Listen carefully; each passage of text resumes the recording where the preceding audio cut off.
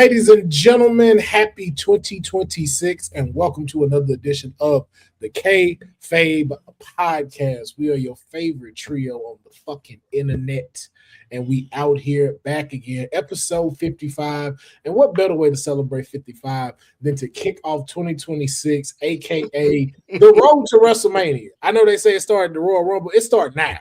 All right, we are on January. Yeah, we right are now.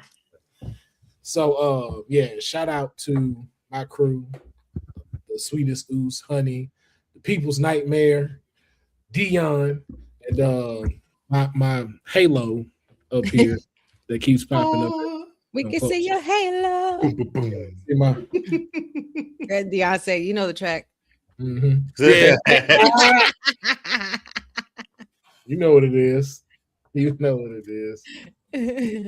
But we got a lot to talk about on this episode. So much to cover. We got to talk about this past Monday Night Raw 1 year anniversary on Netflix, Stranger Things crossover. We also got to talk about what happened on NXT, talk about some things that happened on Friday Night SmackDown. And we also have some great segments today for y'all if you are tuning in. We are doing our Kayfabe 2026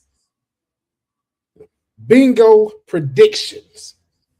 All right, we will be talking about what we are predicting will happen in wrestling, more focused on the WWE side, of course, what will be happening in 2026. We will also be talking about our predictions for the Royal Rumble, like who will be the number one entrant, who's taking it all, and who will be surprising us. And we also have a new segment that I'm not going to name right now. I'm going to let Honey introduce the name of that segment. You see the eye roll from D.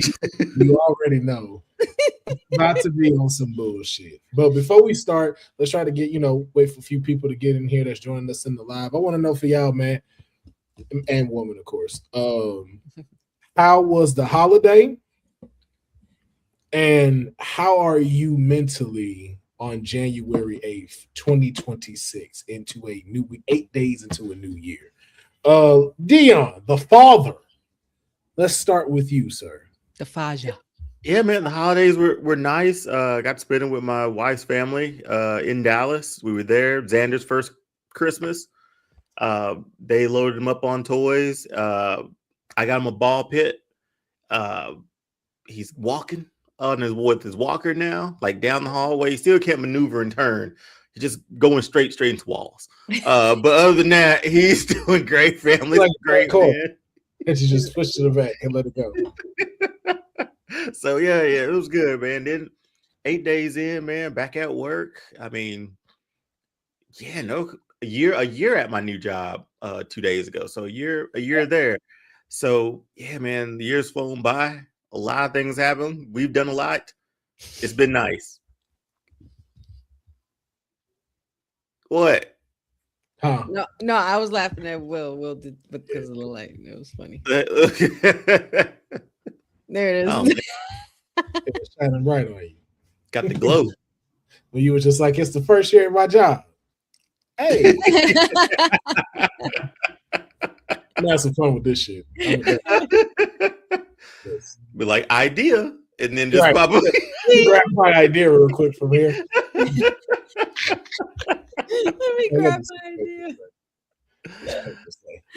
Honey, how was it in Aruba for 2 weeks? Like y'all celebrated y'all Christmas because y'all rich. It was like we're not doing it in America. Is what she told us.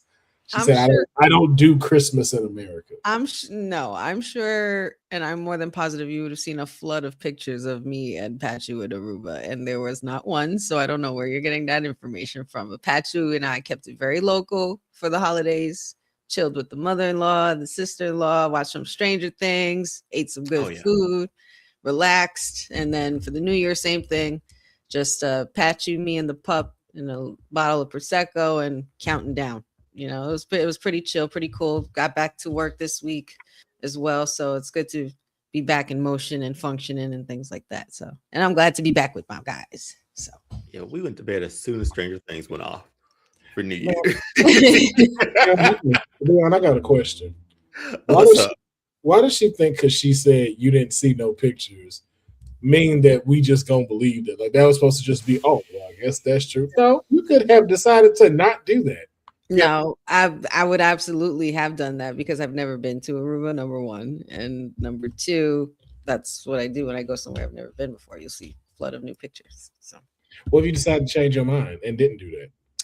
Well, we just, like I said, we just kept it chill at home. That's it. Mm-hmm. Nah, she wasn't at home, bro. She wasn't at home. Oh my God.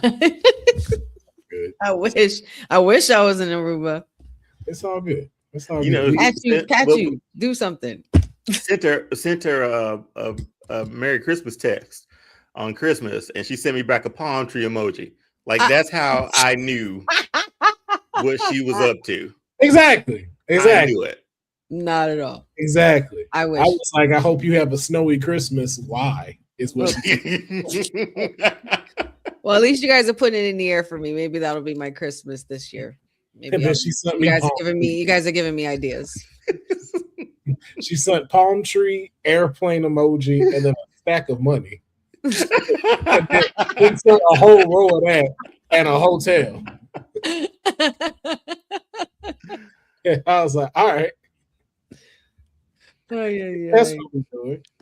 But yeah, man, it's okay. We know, man. It was a good year. It was a good year for you. That shit was shining down on your ass. The big shine on honey. From your lips to God's ears, Councilman. Mm-hmm. Well, let's go ahead and jump into some wrestling because we don't believe you, honey. So, but it's okay. That's fine. That's fine. You don't have to. You guys don't have to. We won't. You're right. That's exactly what. Yeah. Not on my watch. I don't believe you. She's like, well, you do that. We will. We will. This is what we gonna do. But let's do a quick little recap of the trending news of the week, man. Starting off with Monday Night Raw. Pictures worth 1,000 words. And still, your world heavyweight champion, CM Punk. Now, on the 1 year anniversary of Raw being on Netflix, we had the world heavyweight title on the line. CM Punk defending his title against Braun Breaker in a match just as mid as the series finale of Stranger Things. Oh my God. Yeah, that's so happened to be a crossover episode too. So I mean, a little themed episode. So hey, crazy how the midness spread it. Oh my God, it's so crack. It's upside down. Can we not? The midness spread it over the Raw. No, in this last match, mid is a bit much. But mm-hmm. Okay, but all right. Give me y'all thoughts on the match, and was the right decision made in your opinion? Deonne, let's kick it off with you. Yeah, I think we were chatting about it. I didn't see Braun Breaker winning it on the first Monday night of 2026. I think I don't think they'll draw it out much, that longer, but I think the right decision was made. I mean, CM Punk main event at the first one, and now a year later, he's the world heavyweight champion in the main event, the year anniversary show. So I think the right decision was made, especially during this time. And we're right at Royal Rumble. We're right in the thick of WrestleMania. Well, the beginning of WrestleMania season 2. We'll see what happens with CM Punk if he carries it to WrestleMania. So we can sort of play around with that between now and then. But yeah, I was good. I was good with it, man. Brian put on a good showing. A slip here and there, but hey, it happens. But no, I enjoyed it. It looks like we're going to get a little bit more of a multi-man feud too with the ending. With the deadbeat and his crew, so we'll see. I thought it was a good ending. It needed to be this. Honey, your thoughts? I would have to say I agree with Deonne in this case. I don't see Braun Breaker winning it in Brooklyn on a Monday night. I feel like if Braun Breaker were to win it, it could be on a grander scale or a bigger PLE or bigger event. Even though it is the anniversary of the 1 year, of the show on Netflix, but rightfully so with CM Punk winning and keeping it as with the stats that Deonne just mentioned, as well as the fact that I feel like we're piggybacking off of what CM Punk's year was supposed to look like before he got injured in that Rumble with Cody. Only difference is he doesn't have to go through a Rumble this time. He's going into the new year as champ. So I think it would be cool to see the journey of CM Punk and what other contenders there are going to be, being that there's a lot of call-ups happening and things like that. So yeah, I would have to say that CM Punk was the right person to win. It would be the people who thought Stranger Endings had a great ending to say that bullshit that they just said. Y'all the type that was like, y'all cool, none of the kids died. Fuck them kids. All right. One of them should have got a body off of Vecna, and it should have happened the same on Monday Night Raw. That shit was trash. All right. I'm sorry. Like I wrote in the text messages, we just going through announce tables and just get right back up. Not a sell, nothing. And a reinforced announce table. And CM Punk got up like it did nothing. Kicked this guy, kneed this guy in the face, and then hit him with a GTS and pinned him clean. Really? And then disrespected your uncle and your daddy coming in there with that Letterman he had on? Listen. That was good. It was. I was just like, you added the C to the M of the Michigan jacket. Like, we're doing that. I was like, okay, Punk. Yo, he should have ate that, bro. He should have fucking ate not this one, man. Not that night. Because you don't see it coming. And that's the fact of how you make this relationship with Netflix even stronger. Bro, crown a new world heavyweight champion. They have. They did. They crowned who Jay lose it to? Exactly. They ain't crowned no world heavyweight champion. Jay lost it on a Raw last year, didn't he? Yeah. Let him lose it on this one. Oh. Come on, man. And Braun title reign ain't had to be that long. But see, you don't want to. But it was right there. Either. Because the thing is, it's like now you get nervous and then back out of wanting to do this because you know CM Punk is the bigger ticket headed into WrestleMania. Mm-hmm. Because this was a good time for us to see who are the next generation that's going to be in the world heavyweight title picture. Because we still don't know who's in that contingency. But guess who you do know has 4 members in there that all could be world heavyweight champion.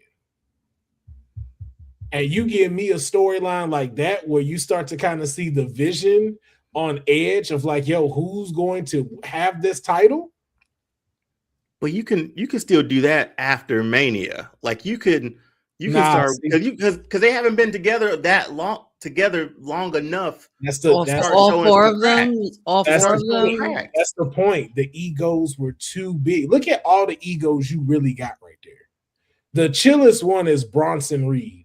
And he's a madman. Imagine night 1 closing out with the World Heavyweight Championship in a fatal 4-way between Logan Paul, Bronson Reed, Braun Breaker, and Austin Theory for the World Heavyweight title. Who is going to reign in the future of WWE? Because we know it resets after WrestleMania. True, but we've had this discussion a lot of times. You know it, Will. Who's putting butts in seats? You can do that especially for a 2-night Mania back in Vegas. That's why I said night 1. That's why I said night 1. But still, they could do that after. You got that in the rest of the year. You got from April through December to play around with the vision. But why wouldn't you play around with it at WrestleMania? Why? So we can see CM Punk face another person and not sell? That's what you really want to see that. You really want to see CM Punk World Heavyweight title against who? Well, I have an answer for that, but I have an answer for that, but that goes into our segments for later, so I'm not going to speak more on it. That's all I'm saying. Like, I understand this was a chance for the future to reign, and it's like, okay, y'all did this because y'all was scared. I get it. I like what you're saying, though. I do get what you're saying. I do. I like it. But Will, that window is still short, man. From here to Mania, that's a short window to. No, it's not. You got January, February, March, end of April. You have 4 months. Oh no, man. I would rather have 4 months of them showing cracks and 4 we get months is past. too long. That's too long, bro. Make them a group. Like they've only been together fully 2-3 weeks. Here's the thing. All 4 of them. Here's the thing. Think about our roster right now. Those are 4 people who should be fighting for the world heavyweight title. Who else do you see in this title picture right now on Raw? I mean, they'll try to. Want another run so quickly? I hope they don't. I hope they don't. I like. It's not going to be that. There. It's not going to be that. So when you start to really think about it, they are the next up. Yeah, and they're all in a group right now. That makes no sense. So we got to break them up first. You got to break that stuff up. And imagine the stress Paul Heyman go through for 4 months before Mania. Like I said, my answer goes into later. My answer for what you're stating, Councilman. You could just say it because they don't know what segment it belonged to, of who he versus. You're not to say it who go win. Oh well, true, but I'm just saying, like, let's not forget not a lot of people are gonna like this, but some people might. Let's not forget the interaction. The last time we saw Roman was to Punk saying that title will look a lot better on me. So that's your wedge to drag out Punk as champion, and we got to get him versus Roman for that title. Do we? What's I don't. I'm just saying, you know that. I don't want to see that. I do not want to see that. What's Steph's timetable on his return? Like estimated time? Do we early know? April. So there's a chance. There's no way they run that main event back for the title. He has gotten off his cast a lot. They said he had gotten off his cast a lot quicker than usual, so he's probably recuperating earlier than expected. I'm just saying, like running back that triple threat, same thing as the main event, but it's for a title this time. Who the fuck cares? At least there's some stakes other than Paul Heyman. We were battling for Paul Heyman last year, man. That was the best part of that whole match. Yeah, you're right, but. Maybe Heyman was the best part of that entire match.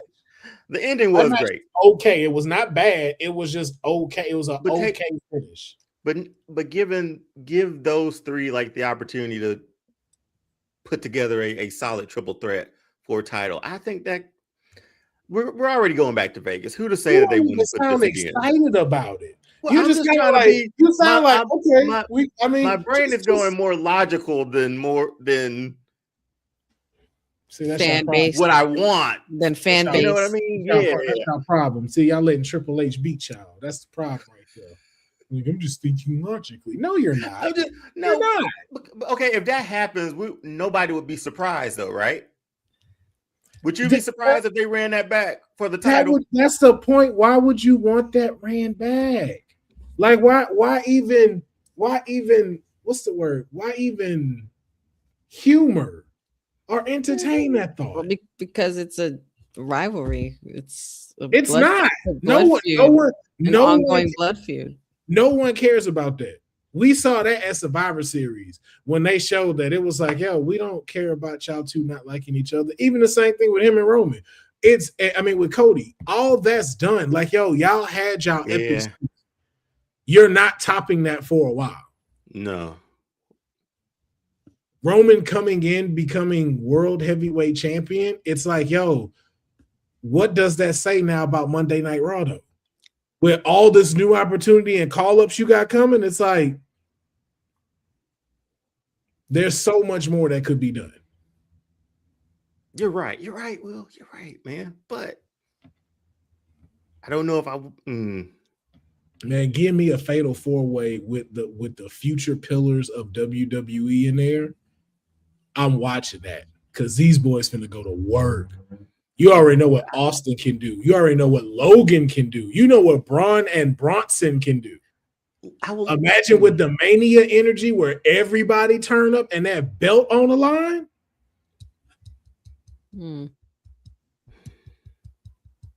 I just don't see, like, I just don't know about if the timing is correct for it. The timing's perfect because there's no storyline. Look what we just saw.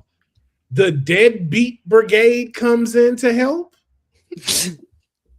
The Vision don't have, bro. The Vision ain't doing that. No, there is nobody there to compete with them. They could run roughshod over Raw if they wanted. They could Judgment Day had like a 4-year run. Yeah, So, but you saw how Judgment Day worked. That's not how they moving like this. The problem exactly. is you got 4 superstars that move like individuals, not groups. Like, who's the tag team in that group? There's no function like that. Who's the dude that's gonna go get the IC title? None of them want that IC title. Austin's already been a mid-card champion. So has, I think, Bronson won it before. Braun has won it. And Logan was a US champion. All of them dudes are itching at the door to get that title. And Sendil, I hear you to your point, but Obafemi is too quick for that. That's too quick. Now y'all talking about what take more time building Obafemi than imploding the Vision. Are already not held well together Vision. Because who's the leader? Yeah. None of them.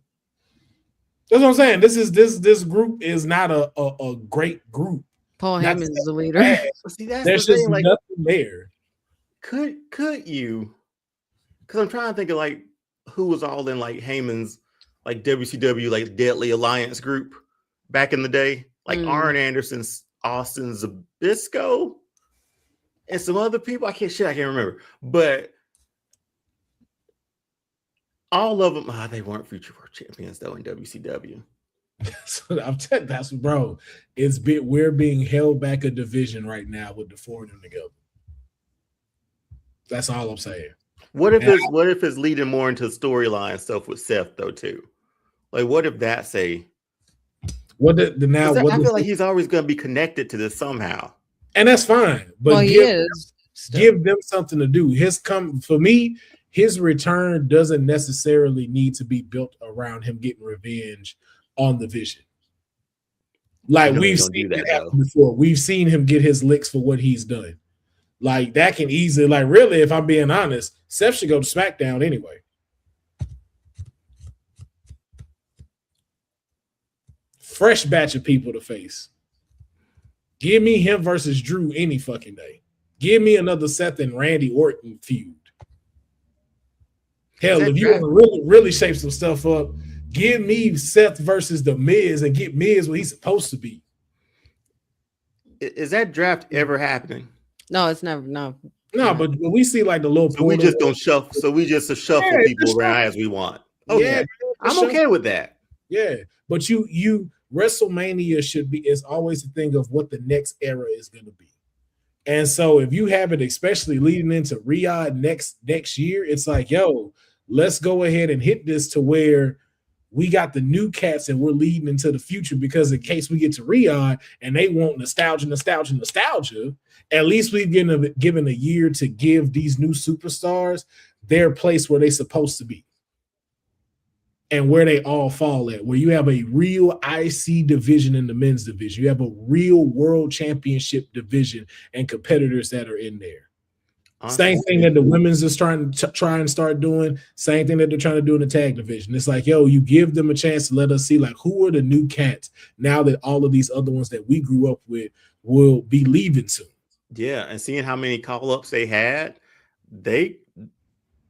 it's a healthy division for each title if they do it correctly. But like you said, there's more matches. There's more matches behind CM Punk, Randy, Seth, AJ, obviously, than are in front of them, and that transition is going to have to come. It's going to have to come sometime soon.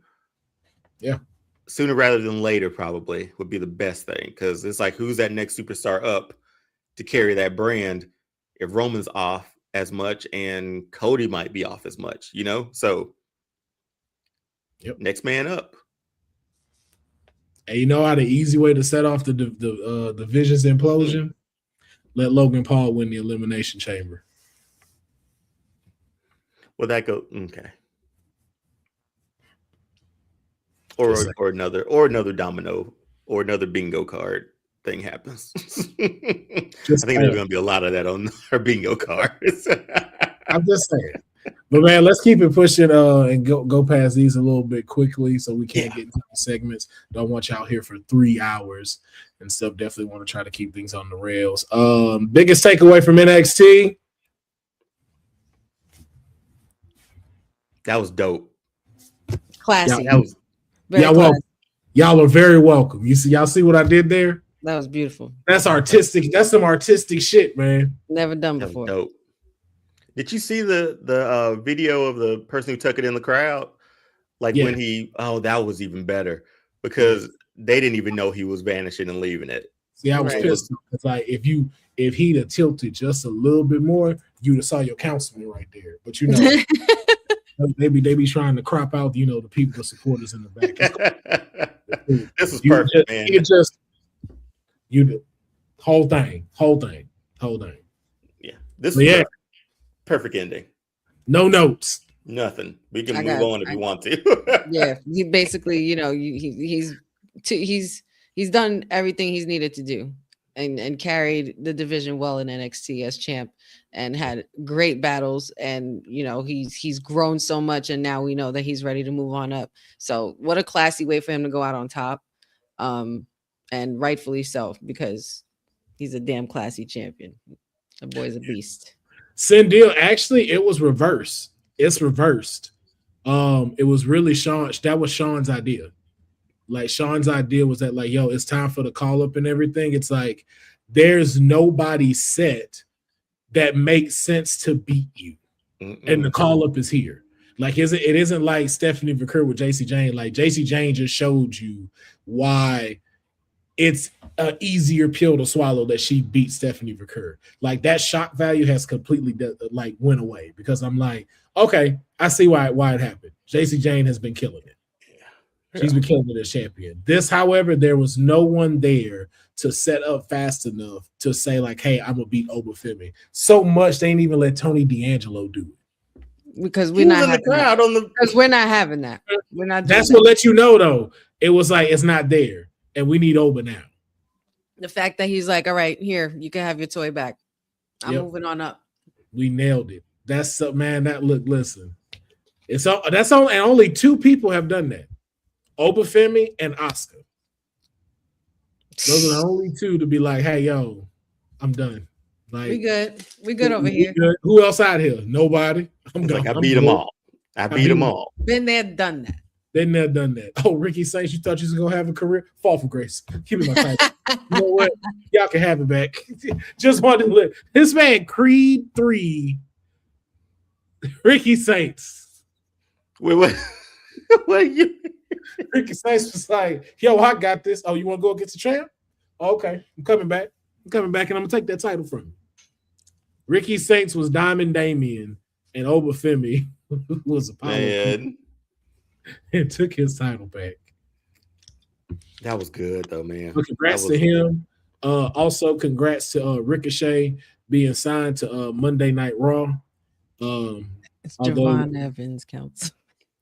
Rick O'Shea. Oh, I'm so sorry, Javon Evans. Oh my gosh. I don't think their paths are so similar. I mixed it up. I'm so sorry. I meant Javon Evans was signed to Monday Night Raw during a commercial break on Netflix. It'd be interesting to know where Oba goes, though, where they put him. No. We passed that. We've given him his flowers, and he's going to Raw. He's going to Raw. Yeah. Okay. Yeah, that's the big fellas want him, and they was like, "Yo, give Trick Williams SmackDown. We're gonna." Oh yeah. They want Oba on Netflix. Yeah, they need Oba on Netflix. They need. Man, that. I'm telling y'all, you're like, yo, y'all don't know how much that entrance at Saturday Night Main Event changed everything. Yep. That perception was perception, man. It's a thing. When I'm telling you, like Netflix saw that part and they was like, yo, we need him on the show. Besides, right. Like where the hell we've been living under a rock. Why haven't we seen this man? Where you been? Like that, they were just as loud. Yep. They were just as loud as when he showed up on TNA. Because when he showed up at TNA, when he was going up against Moose and shit, they were loud. Loud. And they were loud at Saturday Night Main Event on Peacock, where all the big wigs are. That was like a dress rehearsal, man. Yes, you know, and like I'm going, oh, bah, oh, I was beating everything. I'm like, he's here. We did it. Yes. I was sitting down in the arena, look, that's my boy, and my boy. And he was walking with extra pep in that step. Like boy, you knew it was I time. was like, come on now. You knew it was time. You better stomp your way to that ring, brother. Work them shoulders this time when you go in. I need them things to bop. He's rocking the body too, like rocking back and forth. While he's that perception and that presentation, man, that did super. He looked like somebody. He looked like, and that's the biggest superstar that he is. Mm-hmm. Yes. Now, like I could say, but we're gonna save that for another thing because I'm two ways about it, and we'll talk about it because we're gonna talk about it. But yeah, I would just like to point out how I was right, y'all were wrong, and there's nothing that y'all could do about it. Because y'all said Javon Evans was gonna be NXT champion, and I told you no, the fuck he's not. And y'all were like, "Come on, man, he gonna do it." It's like, nah. I like the Matilda reference, by the way. I appreciate that. I didn't want to say I'm big and you little because I ain't never met Deonne. Deonne like my height. Nah, nowhere close, man. He is above average height, like no short king energy. Oh, well, I'm glad because I'm sitting down and this as much as you see of me. So. I give above average height. All right. Yeah. But yeah, I told y'all he wasn't gonna do shit, and how he was signed showed it. During a commercial break. Like, look. Well, if you pay for Netflix, you could have saw it. You paid the big bucks for Netflix, you could see it. Right. That's how much he's worth. The rest of the he's world worth the big bucks. The rest of the world saw it with no breaks. We didn't. Unless you had a VPN. Get that Norton VPN at WWT. Use the promo code WWT. You could have caught that. I told y'all he wasn't getting no title, but even he deserved better than that. Like, yo, y'all signed him during a commercial break. You definitely called that. So yeah. But speaking of more NXT stars, we're gonna jump into SmackDown. No preview or anything like that. We leave that for WWT and of course the Honey Night SmackDown watch along though that you can check out every Friday. Why watch SmackDown alone? Well, you can check it out with the sweetest oos. Join in on the conversations in the chat and enjoy SmackDown with a group of friends. But one thing none of us had on our bingo card except Honey. And you know, Lord. we laughed, we cracked our jokes. If you don't know what we're talking about, please refer to the Kayfabe draft of 2025, and you will see me and Deonne publicly embarrass ourselves, laughing at the fact that the sweetest oos number one draft pick, as she was the manager of SmackDown in our draft, and she picked Matt Cardona. And a year later, Matt Cardona has now been signed to the WWE. Not as Zack Ryder. No Zack Ryder here. No woo-woo. You know. It's Matt Cardona here. Honey, you did it. So by all means, I feel like you should talk about this first. Please. Thoughts on the newest signee to Friday Night SmackDown? Told ya. No, I'm kidding. That's not it. That's not the only thing I'm gonna say. But yes, I did say that this would happen. I was just predicting it as a fantasy draft, but little did I know I was actually spilling into the universe. And somebody heard me and said, "You know what? Let's sign him." And once he was on SmackDown, girl, I'm not doing this with you today.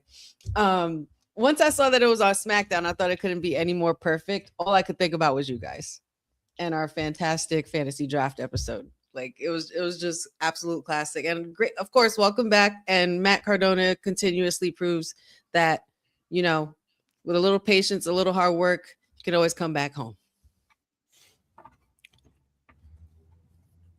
Sindel is wild. I'm not doing this. I'm not doing this for her. She came in swinging in 2026. Deonne, your thoughts. Matt Cardona, SmackDown.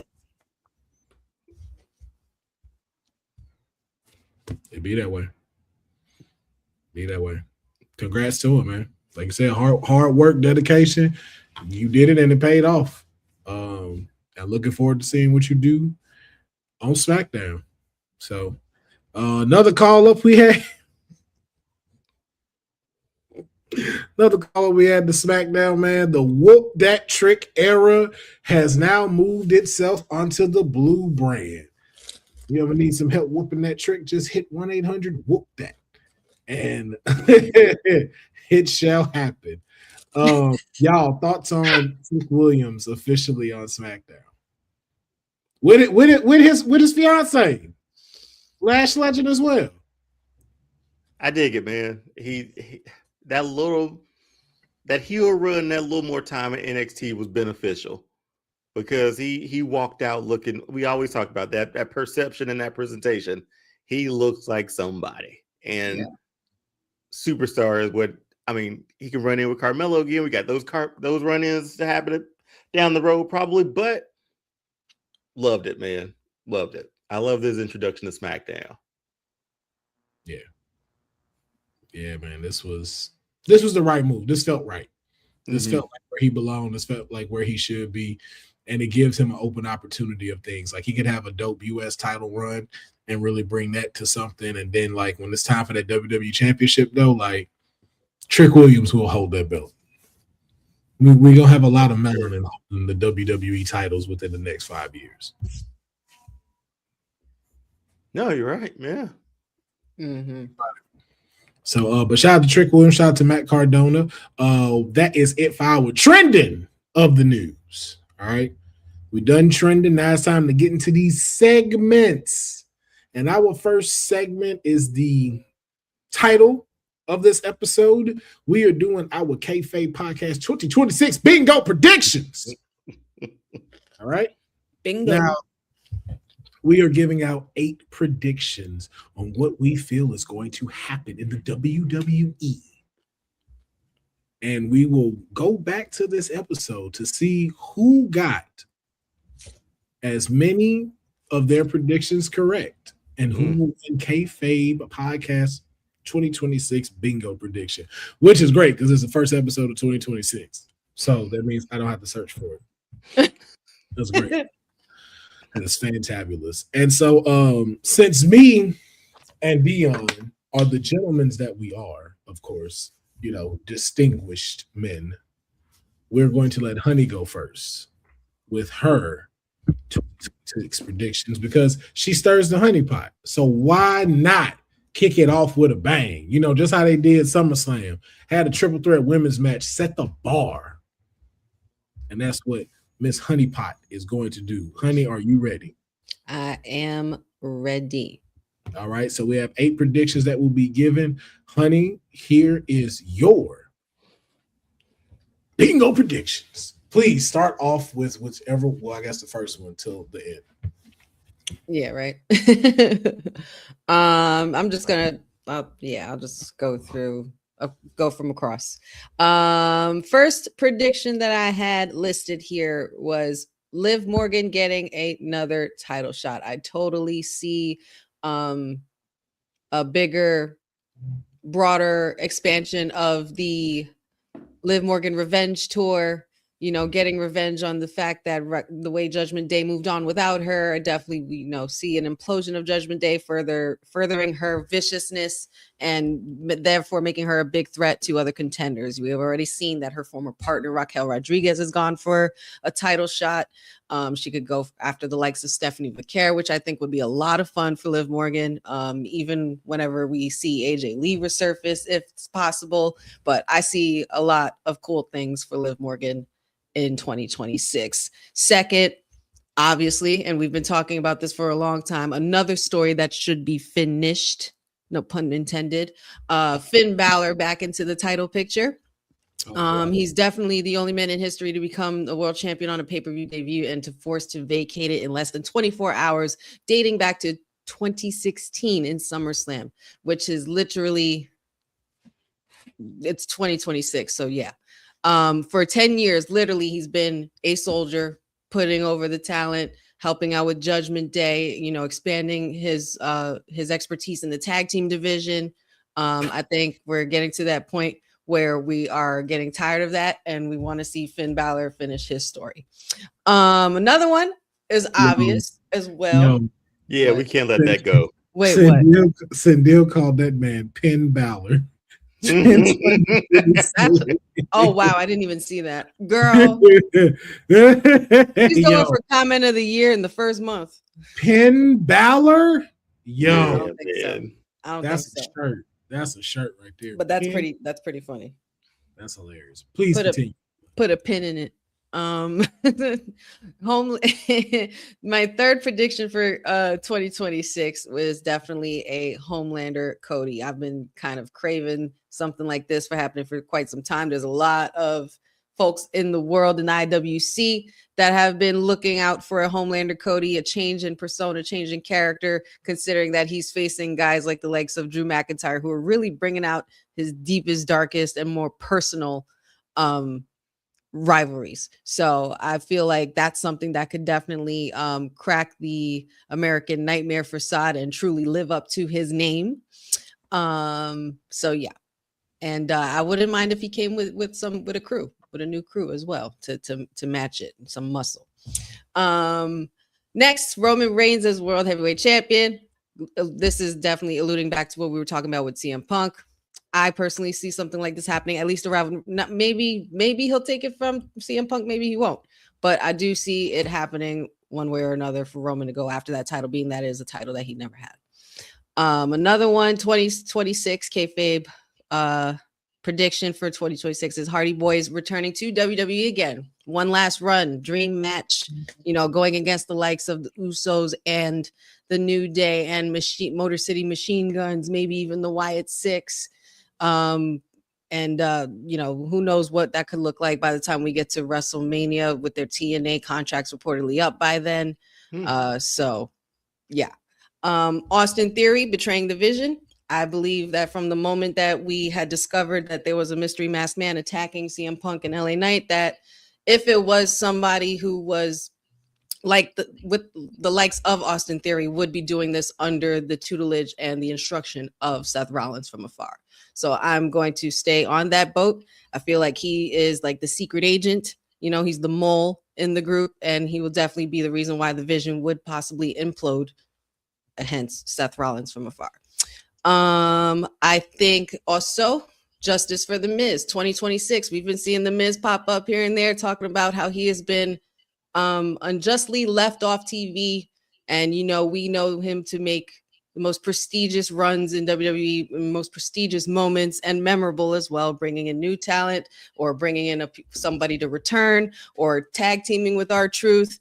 There's a lot of veteran value, and guys like the Miz, with guys like him and Randy Orton, they have veteran value. And for him to be a 2-time Grand Slam champion, it's kind of crazy that he hasn't even been back in that picture for some time.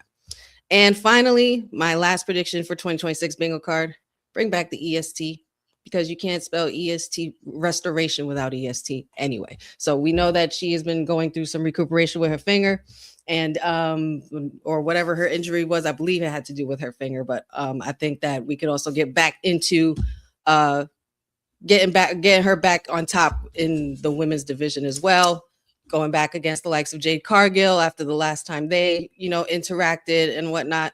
And of course the fans miss her, and maybe come back a little tougher than before. So those are my kayfabe 2026 bingo card predictions. Thank you. Restoration. Mm-hmm. Yep. Deonne, what up? Which one of these stuck out to you as like, this one stands out to me and really might happen in 2026? From this one, the Austin Theory will betray the vision one sticks out a lot. No, let me take that back. Let me scratch that. Hardy Boys return to WWE again. I sort of got excited with the idea of the tag teams they could go against in like another WWE run. Their window might be closing as well too. It might be time for a little sunset for them.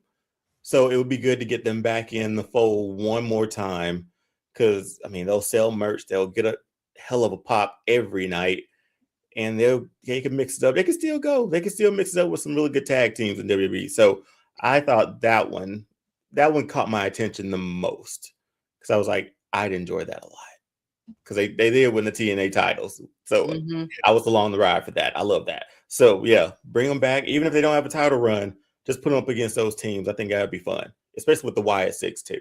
I think that'll be an interesting one, because I could see a cinematic match for that one.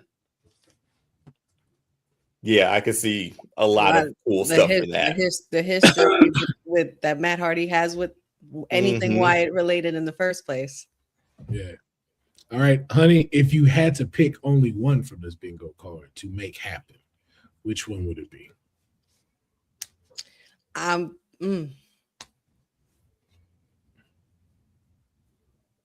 would have to say Justice for the Miz.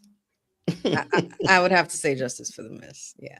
It's been a long time for that boy. And I feel like, the Miz is a perfect heel for anybody. So knowing all the graduations and all the fresh talent that's still abroad on the rosters, he could go with anyone. So I think Justice for the Miz, and also, getting him back in that picture.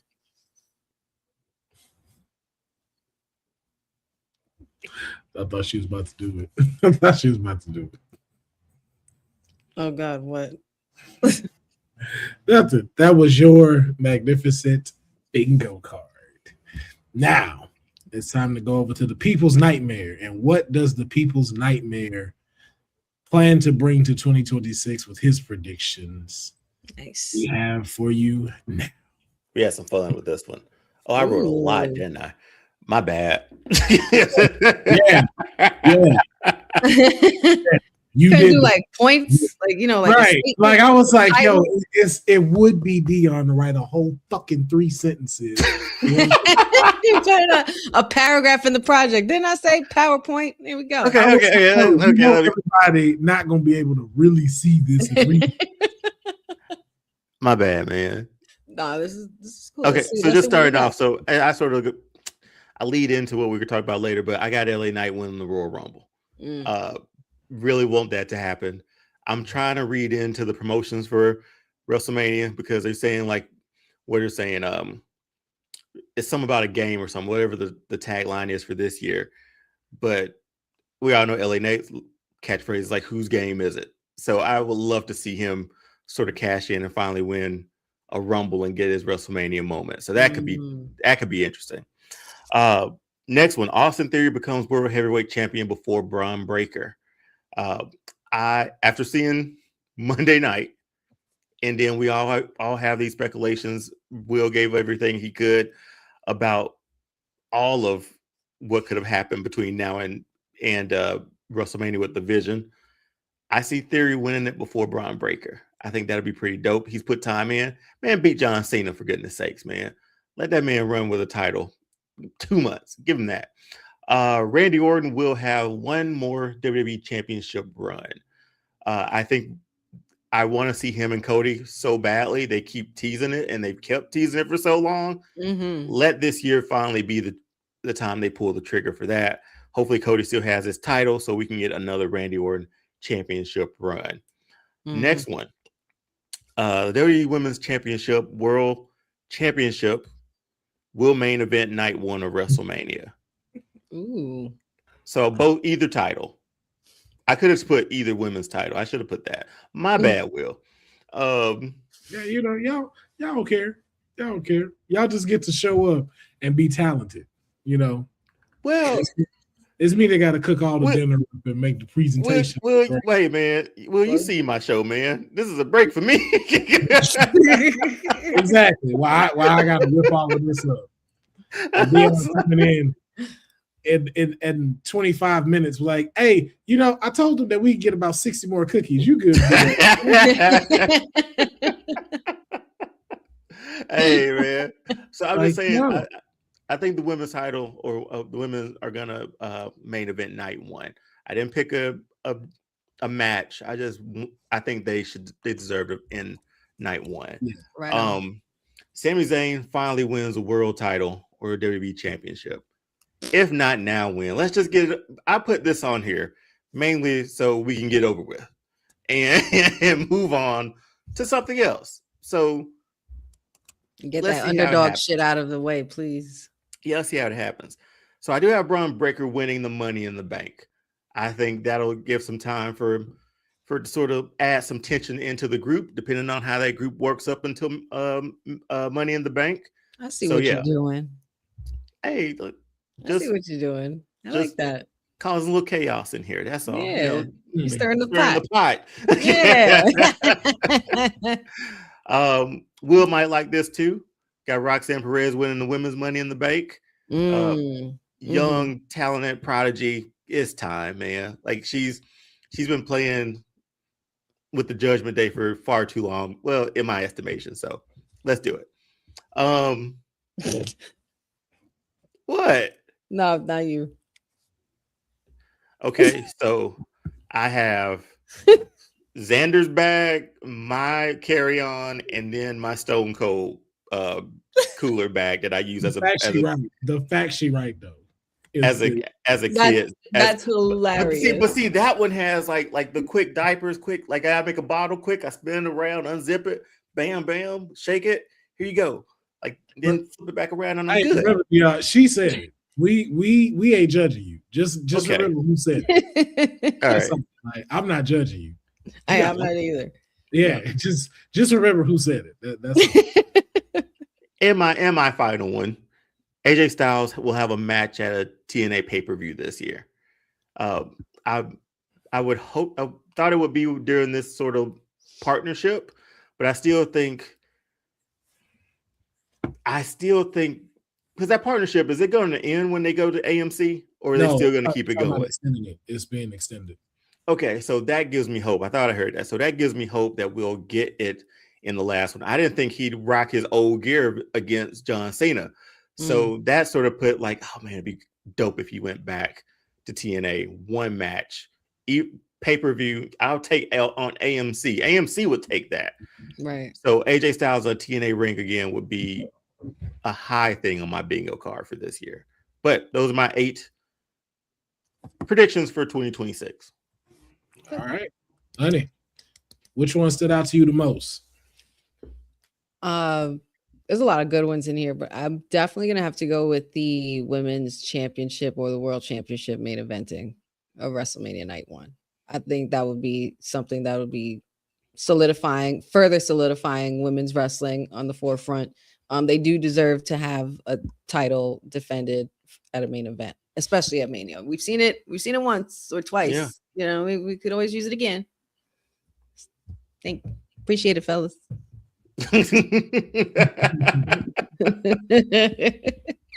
But yeah, that one definitely stood out to me the most.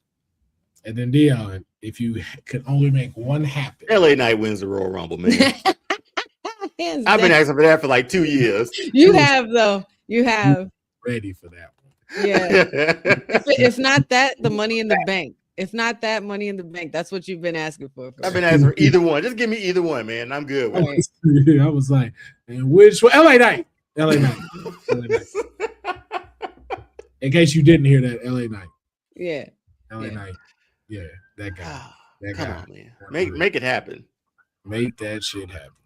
That's probably why they kept the belt on Punk, because LA Knight probably go back after that. Maybe wins the Rumble. Yeah, you want to know something crazy? I've lived here a whole month. That's the first time I've heard a siren while I've been here. That's great.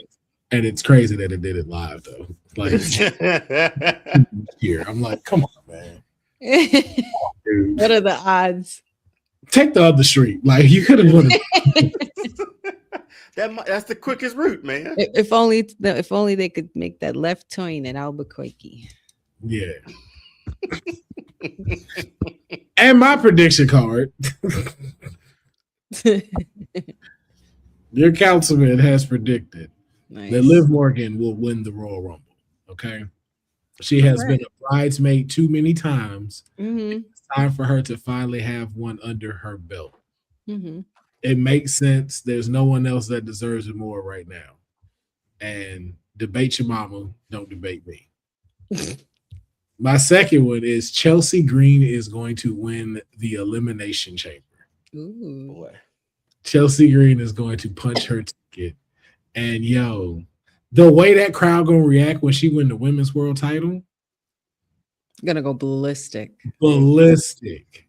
Just her last Royal Rumbles, like the crowd, like I was there for the one in Tampa. Like we wanted her to win. Like she's ready. It's time. It's gonna be something. I said what I said. I'm getting to that though. Sindel, don't ruin it for everyone else. AJ Styles versus Chris Jericho at WrestleMania. Oh, that's sexy. He started with him, might as well finish with him. Really? Okay. That's sexy. Like that would be dope. Dominic wins Money in the Bank. Ooh. I just need like the run he would have selling that as if like he gonna cash in or not. And when he finally does, and how epic it's gonna be, and how everybody gonna cheer. Oh, it's gonna be just like SummerSlam. Yeah, and that's the thing too. I so feel like Dominic Mysterio will pull one and go cash in on the WWE champion. Yep, straight up. Yo, I have Kevin Owens becoming WWE champion. Okay. Yeah, I was thinking about Kevin in some form or fashion. Kevin gotta win the title this year. Just all the work he put in, he's going to be a magnificent heel if they put him back on SmackDown or Raw. Maybe he'll beat it. Maybe he'll become the WWE champion after he beats Deon's prediction of Sami Zayn becoming champion. That'd be wild. There you go, honey. You just did it. There it is. That writes itself. Yeah. And show's over. We're done here. We're just fight forever. Oh wow! Fight forever. My predictions, then I guess. It's like that's it. Wrap it up. Sign it in the books. We've done it. No, go ahead. I'm going home. Oba Femi becomes the Intercontinental Champion. I feel like we do the same formula. I'm like Coach Boone from Remember the Titans. If it ain't broke, we ain't got to fix it. Like, same formula. Dominate the IC title. Tell them I'm going for the World Championship. And bow, WrestleMania, we got it. We own it. You made me knock over my mic. I didn't realize that was what I was going to get her like that. Yeah. It caught me off guard. I'm just saying, man. Roxanne wins the IC title. I can see her doing that, even if it's a short run. But just like consistently having gold on her, like for the percentage of her being there. I feel like it'd be a cool way to showcase Roxanne when y'all ready to push her as women's world champion. Natty becomes women's world champion. That's an interesting one, man. If they let the Natty character come in, like she gonna win that title. Yeah, she's gonna win that title.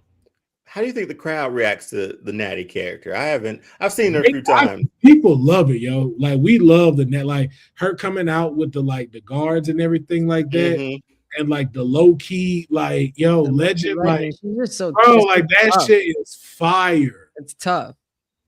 That stuff is fire. That's why I was like, I like Natty Neidhart. Like Natalya, hey, the boat. You think they're gonna let her?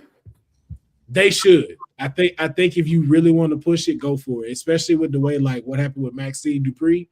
It's like and then showing her like in her promos and stuff. It's like, bro, give us submission specialist Natty, yo. Have her go to gritty. Wrestle Kendall Gray, like really show these people like, nah, man, I'm about this life. I will make all of y'all tap out. Do not play with me. Mm-hmm. And then I gave myself an extra one because I'm just pulling the honey because it's the new next episode. It's so funny because I'm looking at it and I'm like, wait, that's 9. I thought he said 8. Did I messed up? No, I'm just like honey. He said 8. Yeah, I just do what I want, like honey. Sometimes you just got to pull it. Like I do what I want. I said Logan Paul will become world heavyweight champion. Well, of course that would be the one that you do. Because it's true. Not a possibility. It's a valid prediction. Mm-hmm. Deonne, which one stood out to you the most? These are good, man. Thank you. Chelsea Green getting her moment, man. Like wrestling is all about moments, right? Like it's there. It writes itself. It writes itself. Well, it's been there for like 3 years, 3 Rumbles, man. It's been there. Hey, you know what's crazy though? Is that it don't matter who champion that she choose. It don't matter who's champion. Because her story and that winning, you don't have to pick a certain person for it to be dope. No. Mm-hmm. Anybody could fit that role to be across from her on the ring at WrestleMania, and it's still going to be a WrestleMania moment. And yeah, it won't hurt whoever's on that side either. Nope. Like, Chelsea won. She beat whoever. Yep. Okay, that whoever person can still be that person. That's without it. having to turn heel or do whatever. So yeah, like I like that one, man. Anything for Chelsea Green because she's just entertaining. We enter in the Green administration. Okay, we enter into the Green administration in 2026. Oh, and her stuff with Ethan Page too. Like she had a good 2026. Very good. I mean 2025. My bad. So I'm hoping that her 2026 pushes her into this year too. Her years have gotten better and better since this run. Yeah. And she has that extension signed too. She's about to the moon. Mm-hmm. Honey, your pick. Which one stood out? Logan Paul become world heavyweight champion. I got you, honey. That was the one. I figured. That was the one. I figured. And if I had one that I wanted, if I had to choose, such distinguished gentlemen.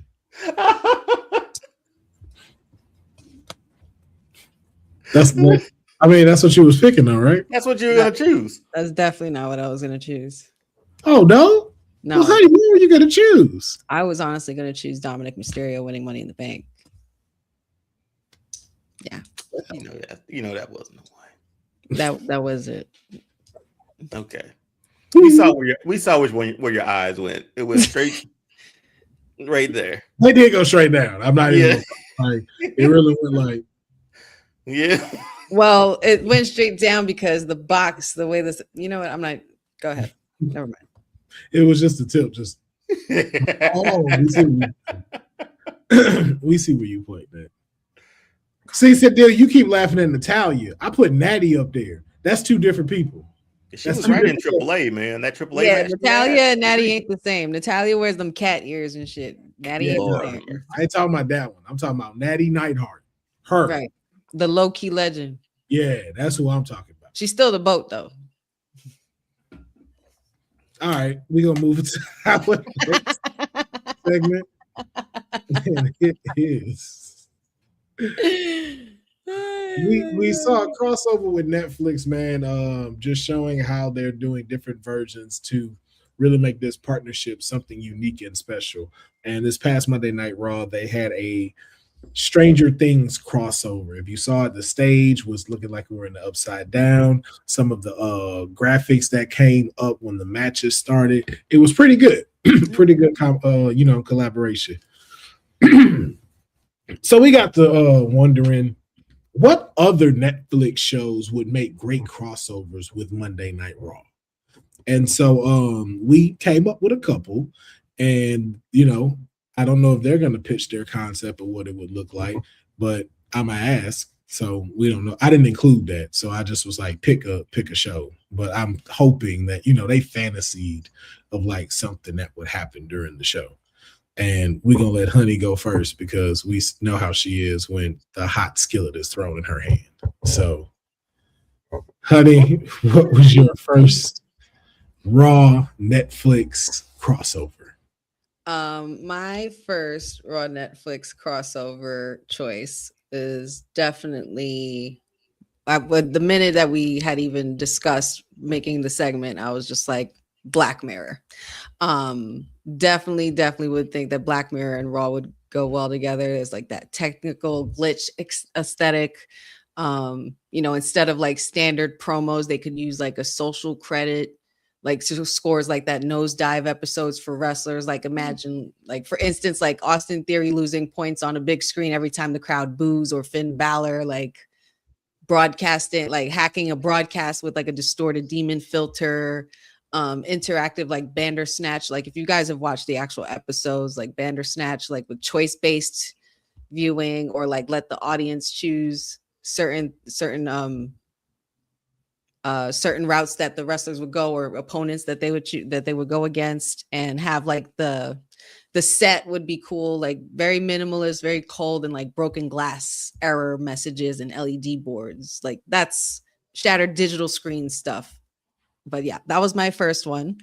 And the second one I chose is definitely like a gimmicky for sure kind of setting, was definitely the gothic glamour aesthetic with Wednesday. Obviously the kids love Wednesday, everybody loves Wednesday. The Nevermore atmosphere would go well with like the likes of Rhea Ripley and Zelina Vega, and the darker vibe characters. I'm trying to play with that like urban punk energy and things like that. Have like the snap entrance to a wrestler's music, like still things like that. And a lot of purple and black, of course. Handheld camera stuff to like go backstage and catch secret conversations going on, like the way they film the show and stuff. So I was just thinking like along the lines of that, of what I would like to see, what I think would be cool. So I thought Black Mirror and Wednesday for my two choices. Okay, Deonne, what were your choices for your Raw Netflix crossover? Well, I think it popped up in the chat, but mine was Squid Games. I think that fits. I think Sandel said it's a natural choice. I can see they asked the crowd to dress up, but I'm gonna probably have a few in jumpsuits around the ring too. So in their suits with their numbers and stuff like that too. The whole set's just gonna be red light, green light, man. We're gonna put that scary. Yo, they should play that. They should play that. They should play. Perfect. We'll figure out how to do it. But yeah, the whole set's going to be that, because that's the most iconic set, I think, from Squid Game. So using a little bit of that too. But yeah, that's cool. Again, I didn't go fully into everything. I think I went off of what Stranger Things, sort of incorporating all the Squid Game like transitions, look. Lord Jesus, it's a fire. I swear to y'all, it's never like this, like at all. That's like I'm like, yo, why y'all showing out when I hit live? Like, do they know? Like, are the ops sending them? Moore's just on a walkie. He's live, guys. He's live. Go He's live. Go. Go. Go. Out. Go. Go. Like, what the fuck is happening? The eagle has landed. The eagle has landed. And what is your second one? Second one, I was on track with Honey. I picked Wednesday too. Nice. Natural choice. One of the biggest hit shows right now. Mm-hmm. I'm doing the set more like the school. Okay, cool. More or less. So it's just to pull that part of it into it. And there's like an animatronic thing that they use for promotions. And I think I just have that like running roughshod up like in the back all night. That's the entirety of the backstage segments for me. It's thing throughout. That's it. Okay. But no, Wednesday's a good show too. Season 2 was okay, but they could cross over with this one very well. Wow. The Joker is at large. Good pick. I also like Courtney's pick. She put K-pop Demon Hunter. I think that would be incredible Raw crossover. That would be so fire. Like the K-pop concert for the stage and stuff like that. That'll be dope. Maybe even have actual performances, have like EO and somebody main event, like Oh yeah. yeah, and have everybody dress up like their favorite like K-pop stars, like gear inspired. I can see it. Yeah, that's cool. For mine, I went Bridgerton. Boy, Emily said that in Latin. All right. Because you see it though. Yeah. You see it. But she said it, and I was like, "There's no way." But go ahead. You see every piece of it, bro. Like how that shit is decked out, like like it's straight royalty. Like, especially for the women and how they gonna dress and stuff. Like their ring inspired gear. Same thing. Like the New Day would eat up. Oh, they would tear this shit up. They would. Come on, man. They would. You can have somewhat of like a Donnybrook match with Sheamus and them. You know, like just like the mean streets of the England court. Yeah, man. Put up your Dukes match, like what El Grande Americano. Like this. The look would be very aristocratic. Like have a tea time segment in the back with Alpha Academy, like. Triple H in the back dressed like Hunter Hearst Helmsley. Yeah, exactly. So come on, bro. Look, y'all see the vision. You see the vision of how it works. You laugh at first, then it's like, yo, the Hunter Hearst Helmsley is what sold me a little bit. Exactly. Yo, fucking William Regal makes an appearance like this. With Tajiri giving him with in his office, giving him tea, pouring his tea. Come on, man. Man, Cynthia, I know she not Korean, okay? I wasn't see you doing that. Because you knew what I was saying. You knew exactly what I was saying. We knew what you meant, man. We knew what you meant. Exactly. You being that person. I totally see the Bridgerton though. What's your next one, man? My next one is The Haunting of House Hill. Ooh. And I would love for the Wyatt Six. Can main event Raw? No, Cynthia. Me and Yim cannot main event Monday Night Raw for so many reasons. But yes, The Haunting on House Hill. But I would love an appearance from the Wyatt Six with this. Totally can see that. Yeah, I would love to see something like this. And the Boogeyman. But like it just kind of like the everything's real spooky, kind of like dark, very like darkish type matches and stuff. Yeah. Like I this would rock. Like what other scary characters are still like you could bring out of the woodwork? You said Boogeyman. Do you bring Taker back? Make him put on a hat? Taker said he said, "No, that character's done. He doesn't do that." Yeah, that stinks. But yeah, I understand. Yes.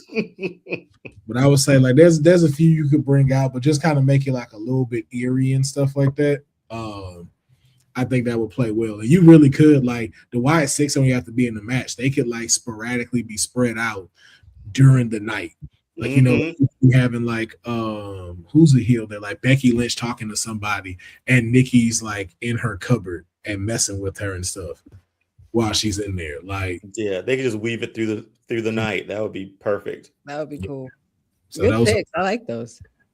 Yeah, man. We had some pretty good ones as well up here too from our audience. Like the Circle could be a great crossover. Oh yeah.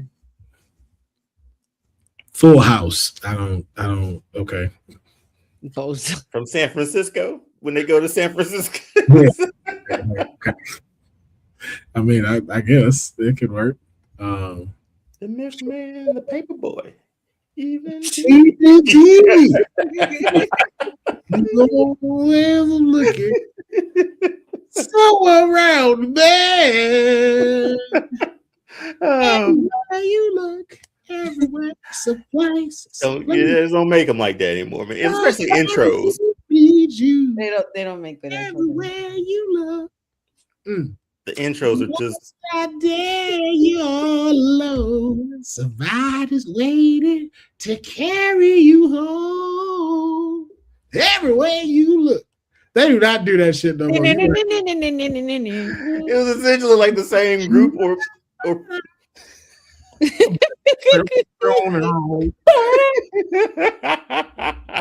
They don't make them like that no more, bro. Man. They just be beats, graphic visuals, and it just go on. And a good ass tune, man. A catchy ass tune. Oh, I could name like 10 of them off the top of my head that I loved, but It's a good we would be sitcom. here a whole nother hour. Good sitcom intros, man. Like The best come on. shows, period. Not even just sitcoms, like even like Nickelodeon shows and stuff like that. You know, And Coolio did Keenan and Kel. Courtney, Man. you know, he actually did like the same dude made It's all the same. we made both of them. Yeah, both of He them. made Family Matters, Step by Step, and Full House. Yep. They use the same fonts and everything. Like for the end credit fonts were pretty much the same. You get that same yellow, like, yo, hey, bro, wait a minute. Hold the fuck up. Who told y'all use 3 different shades of yellow and y'all got 3 different shows? Whose mastermind was that? Hey, they branded it, man. This is ours. Oh God, Right. they did. This is nah, man. We got one more segment. I can't. Yo. We got Oh my God. So then why would you do that to me? Why would you do that? We got one more segment, man. We can go back. You know I want to do it. You know I know you want to. I kind of want him to do it. That's why I'm not saying shit. I'm just like, please do it. No. We're at an hour 15. Let's You said keep it on the rails, Will. stay focused. We are going to stay vigilant and stay focused. Okay. So let's talk about the Royal Rumble. Okay, the Royal Rumble is in Riyadh. It is Saturday, January on the 31st. And we wanted to give a couple of predictions. You know, of course, we'll be talking about who's gonna win, but we also want to bring in some other like stuff as well. So we want to know who's going to be the number 1 pick, and then who's going to be that lucky number 27 pick, the one that has the highest percentage, had the highest percentage of Royal Rumble winners. It has now been surpassed by number 30 as of these Royal Rumbles, but it's in a neck and neck thing. So, you know, whoever wins this year's Royal Rumble, who knows? But we had a couple of categories that we chose from, and we are going to go ahead and give you our picks. And our first ones are who is entering at number 1. So we're going in the order of Honey, Deonne, and myself for this. We're not changing it. It's that because that's what the slides are. So we can't split spots. But yeah. Honey, who do you have entering at number 1? For the men's, I have Obafemi entering at number 1. Just boom, rip the band-aid off. Put the ruler of NXT in at number 1. It sends a big message. Obviously, a powerhouse of the future, and watching him toss out veterans for a good 35, 40, 45 minutes would be pretty legendary.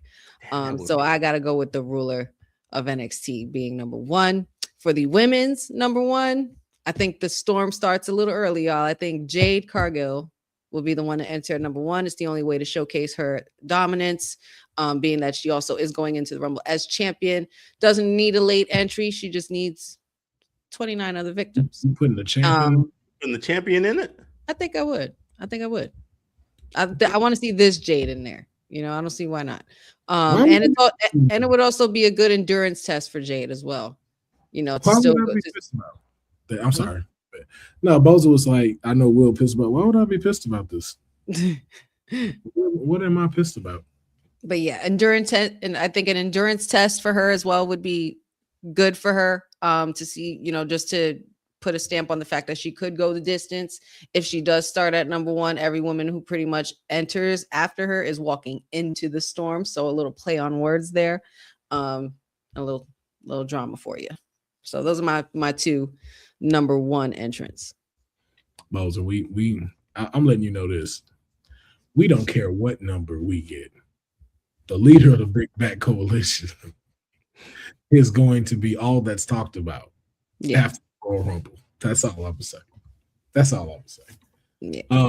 Great picks for number 1, and the way that you have them starting off, I can definitely see that getting the Royal Rumble bar set. Right. I like it. All right, Deonne, you are up. Who did you choose for your number 1? Those were good. Oba was really good. Like that was. I didn't think about him just dominating and walking the ring and waiting for the next person. I did not think about that, but I can visualize it, and I like it. Give me those shades of, Keith Lee moments or, Brock Lesnar moments while he's waiting in the ring and waiting for people to come out.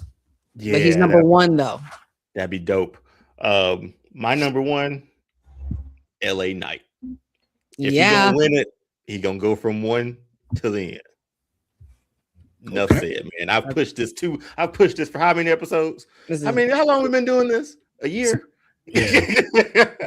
He's pushed this several times. Yes. And I'm not mad at it. That pop at the beginning, we get it started off right with LA Knight. So that's my number one for the men. For my number one for women, I got Io Sky going in at number one. Really, because enough said. We're gonna start it hot. Let's do it off. Yeah. You're giving great kickoff energy right now. Like you said, like I like how Honey went with the dominance, but you went with the pop. And hey, both of those. Hey, both of those are gonna be great starts for both Rumbles. And both of the choices that you picked, Deonne, they both definitely have potential for like the Iron Man, Iron Woman stage of the Rumble. Yeah. To sort of go the distance for it. Yeah. Yep. I can see it. All right. So my first pick was Jacob Fatu. Ooh, where he been? Oh, he's getting some things. How long does that take? Well, the heel, it takes a while. But I think he'll be back for the Royal Rumble, though. Yeah. I hope so. And need I explain more? We know what he gonna do. This man finna show out for at least the first 8 entrants. Like, I'm sorry, you coming out right now. About to dog walk all their asses. Dog walk everybody. It's finna be a lot of furniture moving. That Jacob and Oba meeting is gonna be real juicy. That's gonna get interesting. And then my other selection was, of course, Becky Lynch. Oh, wow. Wow. Becky Lynch talks her way into this. Messing with Adam Pearce too much, be like, you know what? You going in number one. You want to really show everybody you're the big time? Well, the big time deserves the big spotlight. How about you go in at number one? Oh, yeah. And that whole they're all against me bit she can run until the Rumble. Just saying. Okay. I like it. No notes, guys. I like it. Yeah. Nice picks. Really, Deonne? You No, I'm thinking, I'm sorry. That was my face of like me imagining everything that you're talking about. Yeah. Because I can see her cowering as people come in, and then like getting cheap eliminations. Yeah. And then all of them hopping on her beat. It's a good story. It's a good story. That's what I was going for. Good story. I was going for good story. I'm sorry if my face was like. No, I just like it looked like he was thinking, and I'm like, so no notes, or are you good? I was daydreaming about it, man. No, we're good. It was good. Yeah, no offense or anything taken. All right, and now we are doing the lucky number 27. Like we said, this is the one that has given the most successful Royal Rumble winners, but now tied or beaten by number 30. But we went 27 because 27 just it seems right. It's odd, just like this trio is. So we Honey, you're up. Who is your first entrant at number 27? My entrant. I don't know why I said it like that. My entrant at number 2. Anyway, my number 27s, I went for the lucky number legends because, of course, we know the history of the number 27 in a Rumble. But I think Finn Balor will be lucky number 27 this year. And well, you're working hard for that bingo card. Aren't you doing the same? Bro, yeah, I am. Like, what we doing? Yo, y'all both got people y'all like, y'all pushing. Like, oh yeah. Nobody said he's gonna win it. And you went mute. That's how you know this. Even StreamYard was like, hey, we done with this. I didn't say he was gonna win. I said he's gonna be. That's all I said. My mic cut off. I don't know why. I cut you off when you said that. Man, like, I can't believe she said this. Like, oh. Anyway, Tactical advantage, yes. As I previously discussed, I'm trying to push for Finn Balor being back in that title picture. And what better way to do that than to give him fresh legs in the Rumble, eliminating exhausted favorites, and pretty much cementing his status back into the main card. So, yeah, Finn Balor is my lucky number 27. And for my other 27 for the women's, it is the EST. Bianca Belair, of course, as I said before, alluding back to what I've said in my Kayfabe predictions for 2026, restoration, EST, there. It was good, and it's a good return for her from her injury, and in Saudi Arabia would be a good pop for her.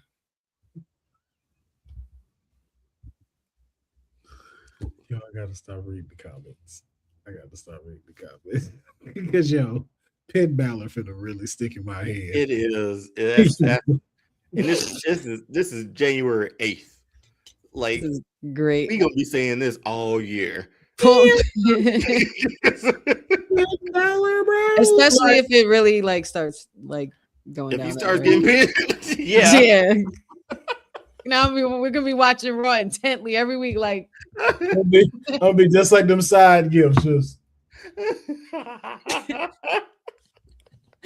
I'll start doing the Jey Uso.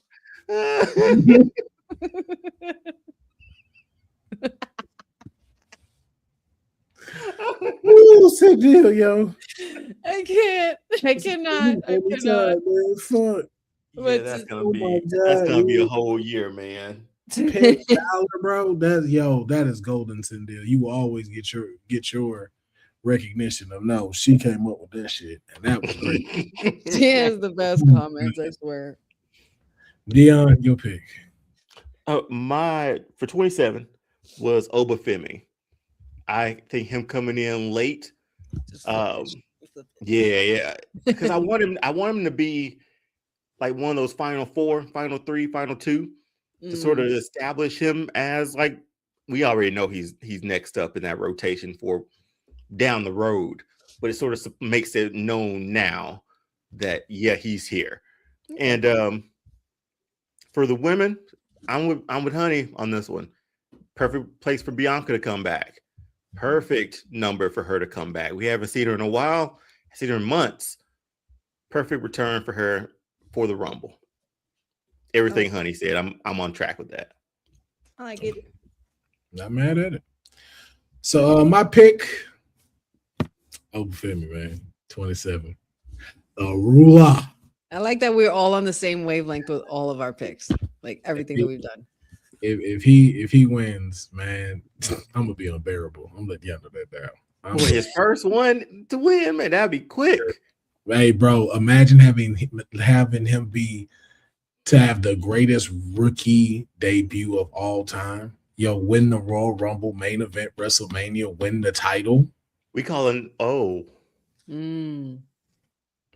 That would be but again, you see he could do that. Yes. Yeah, that's the thing. Yeah, totally can. Like if there's at any time where it's like, we finna make history and have a rookie win the Royal Rumble, he's the one to do it. He is the one to do it. Yeah. So, and then my other pick was AJ Lee.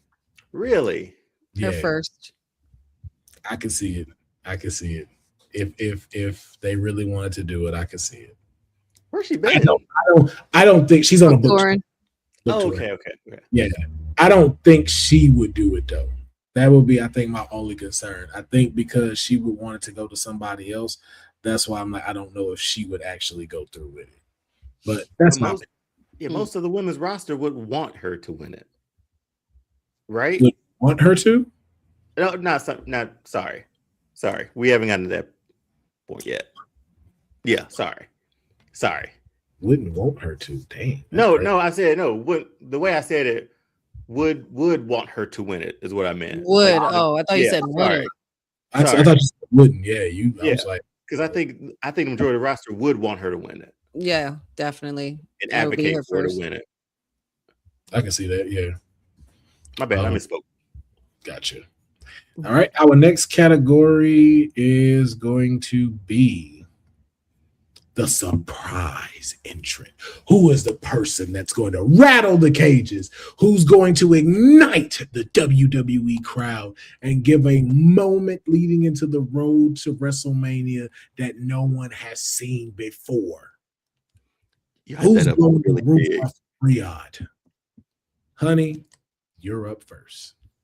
I mean, what better way to surprise Riyadh than to break the walls down and bring in Chris Jericho?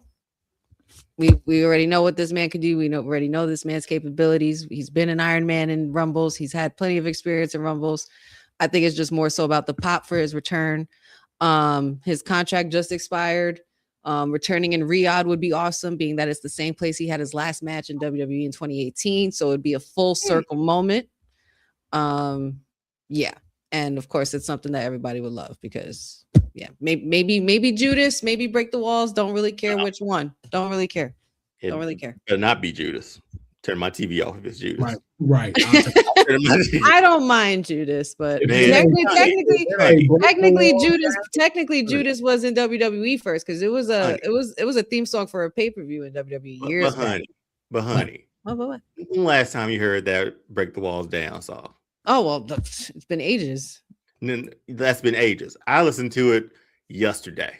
Playlist. And I was like, I mean, it's on my playlist too, but it's like, yeah.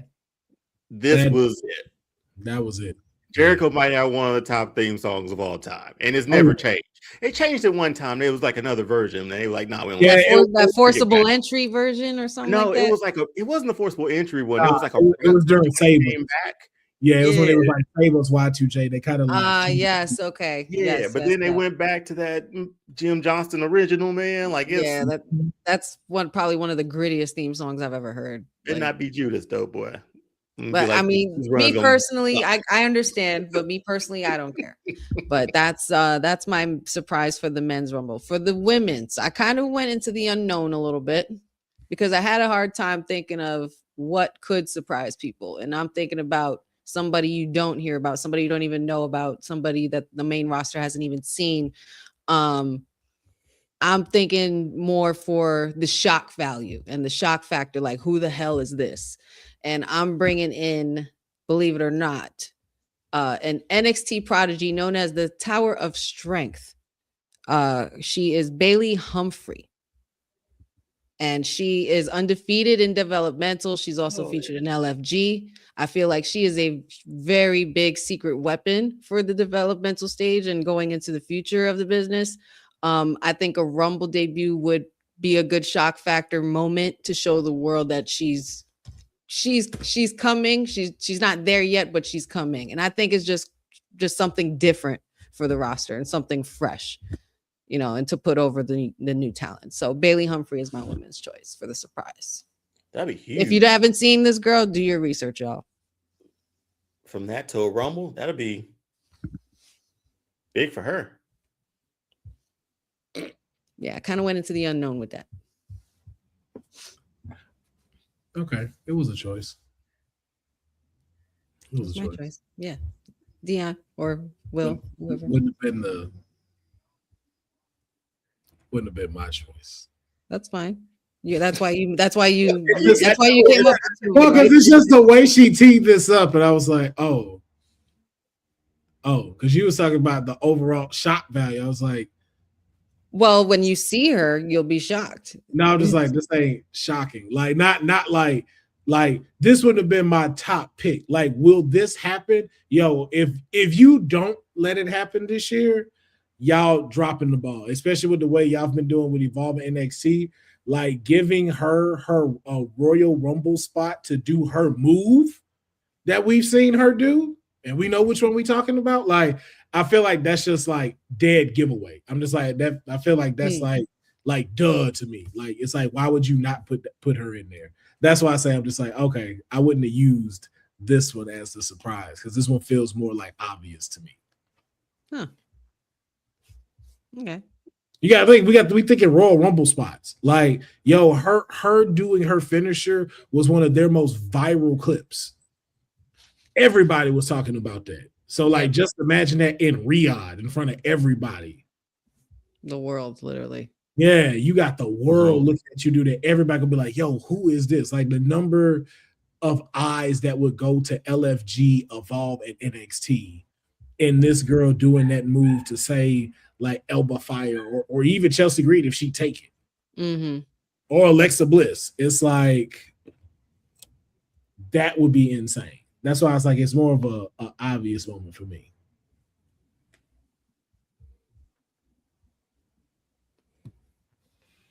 Cool. Oh, okay. So now I was looking. I had a thought and I looked something up. That's all. Okay.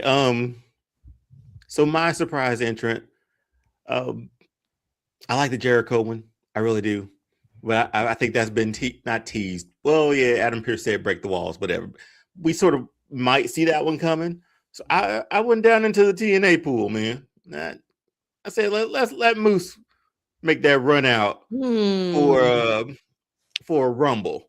I would love it. That would be sweet. And it still helps TNA. We've been seeing TNA cross over into the Royal Rumble these last few years too. I think it'd be a perfect opportunity for him to do it at this stage too, because they gotta get eyeballs over on AMC for when they go over there too. So having Moose there and just the run-ins that he will have with people throughout that run, wherever number he comes in or put him, I'm just thinking about the face-offs that we could possibly have with Moose. So, and it'd be dope. It'd just be dope and a dope thing for him, given his career up to this point too. Yeah. That would be so cool. I would love that for him. I could see Moose in the Rumble. That would be great. Then my what you got, Will? I was saying that Pop would be great. Yeah. Oh yeah. So my women's, and I went Paige for women's, and the AJ Lee sort of idea that Will dropped off was if she's in it would be pretty good. Like we go for moments, we go for storytelling. I think them doing a face-off would be pretty dope after all these years too. I'll cry. And seeing how that turns out. Then Paige just like slugs AJ Lee, and then we're off to the races with something down the road, man. So violent. You're so violent. Wow. Why couldn't they like her jump into Paige's arms and then they team up and fight? And then turn on each other. And then turn on each other. Then Paige gives the old 1-2. Now y'all flinch at the Stranger Things thing I say, but this one it's like F the friendship, let it go, sock her out. Like, hey. Man, that was 5 seasons. This is 20 years, man. Not time for them to go at it, but okay, if that's what you think at this point, how women's wrestling is, it'd be pretty dope what they could to see if they could do anything. Not for nothing. Her music hits, everybody's going nuts. Everybody's going ape shit. Everybody's going ape shit. Because I went ape shit the first time her music played when she came back. I'm gonna lose it. So those are my surprise interests for this year. I keep forgetting that they're in Riyadh though. Yeah. Which makes it interesting. Very interesting. Selecting these picks now. Yeah. Yeah. My surprise entrants were going to be Zilla Fatu. Ooh. Is it time? I mean, just to see what in the Royal Rumble. Zilla Fatu as a surprise entrant. Boy. Hell yeah. I ain't even gotta say nothing after that. Hell, no notes. No notes. And Deonne, we were on the same page. Yeah. I play on words, I see. No pun intended, but everything that Deonne said, except them turning on each other. I've said it before. I've said it on plenty of episodes on Kayfabe and WWT. Like, I don't care. Debate with your mama. Don't debate with me. But these are the godmothers of the women's wrestling division today. Mm-hmm. Shout out to all the people that did it. Trish Stratus and Lita. Y'all helped pave the way. Beth Phoenix, Gail Kim, Medusa. What was the heavy set black lady? Was it Godzilla? Not Godzilla. Awesome Kong. Awesome Kong. Jazz, Jacqueline. But yo, like, in a pivotal moment where fate and destiny had to collide with each other, it was these two women that showed like, yo, we're so much more than this, and we're so much more than just a pretty face in our bodies. Mm-hmm. Let's really show them what we could do, and that inspired. Yes, Bull Nakano. Yeah, see, I was gonna mess that up. That's why I'm glad she got me. Now who was the other lady? She was in NXT UK, and she just got ready to retire. Oh, and she took on Rhea Ripley. Oh, damn it! I can see her face. Yeah, because she wore red and yellow. So, dude, you know, yeah. But she been in the game in New Japan for like years. Mm-hmm. And then finally got signed. Yeah. Mika Sakamura. Yeah, that there was you go. Yeah, her too.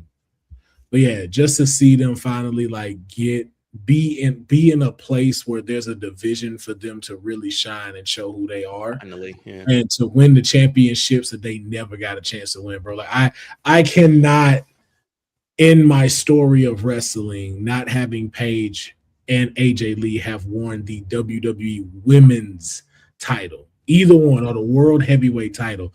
I cannot go and end my story of wrestling not having those belts wrapped around those two women. It has to happen. Yeah. It has to happen. They deserve it. They have built this place, and the matches they can have. Now, if we could just get Mercedes to come back, it'd be on and popping. Like I'd be like Rob, like we are like Rob Van Dam, because it was something that he mentioned. Like, we enjoy women's matches way more than we do the men now. Oh yeah. Like we'll watch them. Like we get excited to watch them go. And even like seeing Stephanie Russell, it's like, why isn't this the closing of the show? Why is it Division versus a tag team match for the 7th time as the finisher? Yeah. And I'm seeing a bunch of spears and Ronda won off of this already. They had already set this up before Ronda made her staple, but she has made a staple in the UFC. So I don't think Sasha's ever coming back. But never say never, but because CM Punk said he'd never come back. This is true. The man stayed away for a long time though. But he came back. He came back. Yeah, they always do. They always do. And of course, finally, the winners. Who are y'all choosing to say this is who's going to be the final person standing and punching a ticket to WrestleMania in Vegas? Honey, you up. With my pick for the men's Royal Rumble winner, I'm continuing on the scumbag journey and the scumbag era, taking it to new heights. I'm going with Dirty Dominic Mysterio, obviously with the most hated success, must-see villain. Giving him the win at Saudi, I think the heat will be nuclear, but also there'll be cheers as well. It'll be very mixed, because that's lately where we've been with Dom, and it's the ultimate way to set up a possible civil war for the Judgment Day by the time we get to WrestleMania. So that's kind of where my logic was going. Already a 2-time IC champ, a AAA mega champion. The Rumble, I think, is something that is left for him to prove that he's not, the son of a deadbeat. He's the guy. So Dominic Mysterio is my winner for 2026 for the Rumble. For my pick for the women's, I'm trying to get us to Chelsea Mania, y'all. Chelsea Green. I'm trying to get us to Chelsea Mania. The unexpected queen. She's evolved every year from doing like iconic spots and moments like in the Money in the Bank match, also doing her her jokes and comedy acts. We've seen her hustle turn from comedy acts to main event worthy stages. She just lost the U.S. title to Julia. She has also signed a new contract, 5 years, I believe, extension with WWE. Winning the Rumble is to go after the title is definitely the next move for her. I think having her with her persona, trying to manage what her WrestleMania main event would look like would be pure gold on the journey to the event. So those are my two picks. Dominic Mysterio for the men's, Chelsea Green for the women. Not mad at any of those. No. Not mad at those picks. Top-notch picks, honey. Thank you. Deonne? I've talked about it, 2-3 times already in this hour and 45. LA Knight. For me, so I don't have any much more to say. No, start changing his name to the LA Nightmare instead of the People's Nightmare. Hey, the now. People's LA Nightmare. Hey, man. Okay. There we go. I got to spell it with a K too after that. Yeah, yeah. But it's time, man. If you're in if I keep feeling like I say this, if not now, then when? And if not now, it's never going to happen. So LA Knight for this year, please just do it. Just do it, man. That's all I'm asking. For Deonne, y'all. If you're listening or watching this, y'all, just please. He's had a hell of a career. Eli Drake, TNA, NWA, Indies here and there, NXT, Max Dupree or whatever his name was going to be. We got away from that, and he still gets some of the biggest pops of the night. Best on the microphone. One of the best on the microphone. Can sell a match. Looks like a superstar. He's got it. For the women, Bianca Belair. Let's go ahead and do this. Let's make her a 2-time Rumble winner. I thought she already won it twice. She won 21. Did she win it again? Hold on. I'm only remembering 21. I could be wrong, but if I might be, I'm not saying I ain't. Because even if not, she has won. No, she only won one. 2021. Only won 2020, and that was Thunderdome Royal Rumble, I think. No, I'm just saying. I think that was I think it was Thunderdome Royal Rumble. I'll change my tone. Use your library. No, you're wrong. You're wrong. She's only won one. It was at the Thunderdome, I believe. That's the one I remember because that said you gotta give him that sent her into main event status, and she hasn't come down. That sent her into main event status, and she hasn't come down since then. Yeah. But I really want her to win it just because I want Jade to continue to be champion up to this point, and that's who she go after. But I want to see what she can do with Jade. I want to see what she can pull out of Jade too. If Bianca can't, I don't know what's next for Jade after that. And we already have a built-in story from last year till now with her returning. Naomi's out, so we can insert Bianca there into that until Naomi comes back. So there's a lot of layers that they can play with for the whole year with Bianca winning the Royal Rumble. But personally, I do want to see what she can pull out of Jade because she is Miss WrestleMania. Like she is every year killed it in every match, has not had a bad moment. Always been a highlight reel, big time. At any moment, she was a highlight of WrestleMania. Can she do that with Jade? And can Jade keep up? And what can she bring out of Jade too? So that's why I'm hoping for Bianca to win it. I think if anybody to bring it out of her, it will be Bianca. It's got to be. It's got to be. Because after that, you sort of started second guessing Jade a little bit more, and I don't want to do that. EST versus the head bitch in charge. Hey man, that's a poster. Oh yeah, because she dominating. So it's like that could be a main event for a title for night one. And who wouldn't deserve? And Bianca. And Bianca do it again easily. Deserves. Oh wait. She deserves that. That already happened. I'm tripping. What happened? It happened already on your bingo card.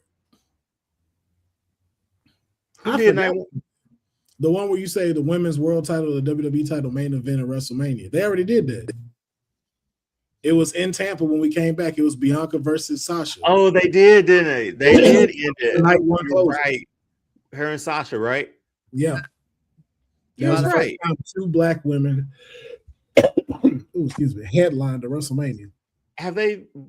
And then and then Becky again was after that, right? Was before that?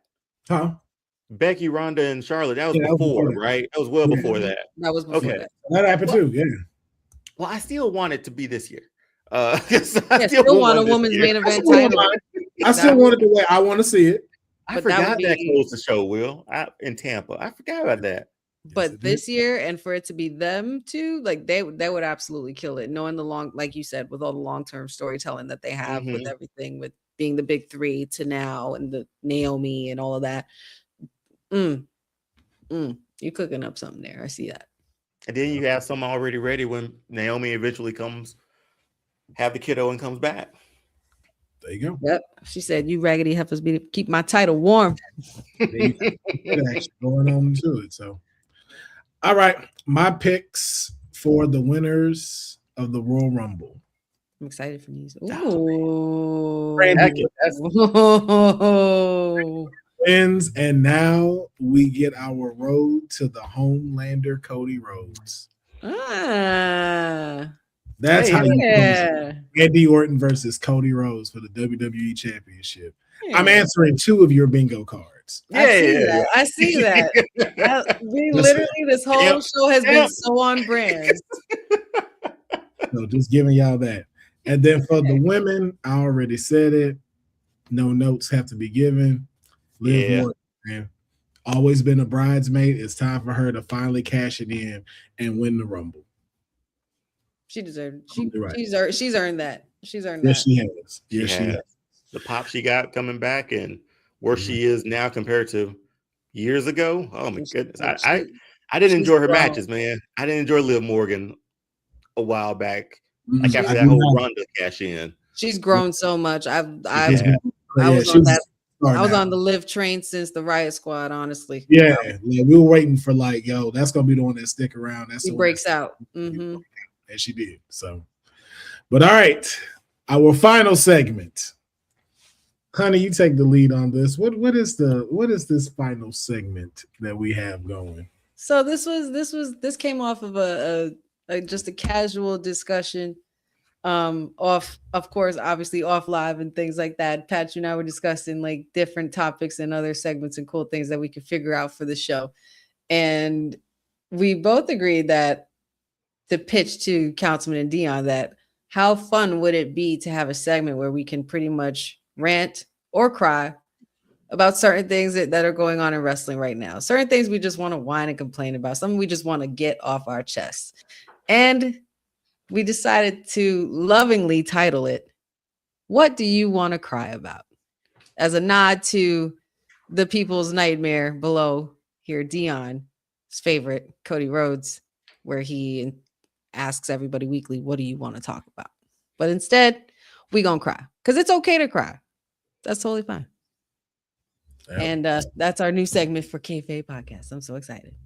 So we will have 1 minute to let people know what we want to cry about. Honey, since you did create this segment, would you like to go first? I wouldn't mind going first. I'll just get mine out the way because I'm sure it's something that everybody's gonna be like, "Oh God, here we go again." But yeah. All right, your minute officially starts now. And I'm going to stay indifferent because I'm trying to be respectful for everyone involved. But we really need to talk about the booking of that stupid ambulance match on SmackDown, not because of the work, but because we've seen it all before. Okay. Stagnant storytelling. We've been in this loop with Damian Priest and Aleister Black for 6 months, the last standing match in October and everything like that. I just feel like we didn't need an ambulance match in January 2026. I feel like it could have been something different, but as an analyst, I am also indifferent to who won, but I'm also frustrated because I feel like these are both men that are kind of stuck and they kind of don't know what to do with them. And it's not their fault. It's the booking's fault. And it was a gimmick overkill.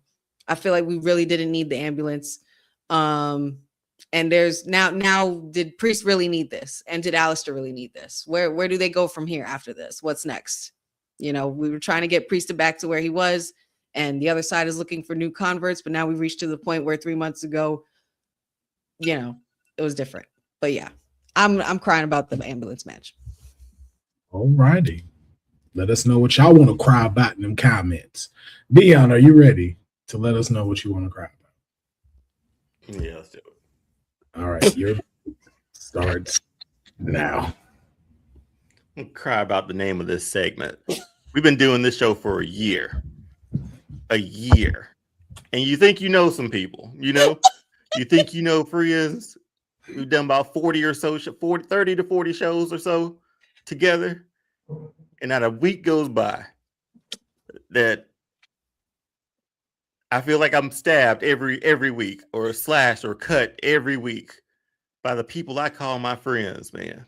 Every single week. The chat don't make it no better. Like, I come here, I'm a glutton for punishment, apparently. So this is a segment that I hope dies after tonight. Never want to see this segment again. Never want to hear this phrase again. That's all. I got nothing else. That's my time.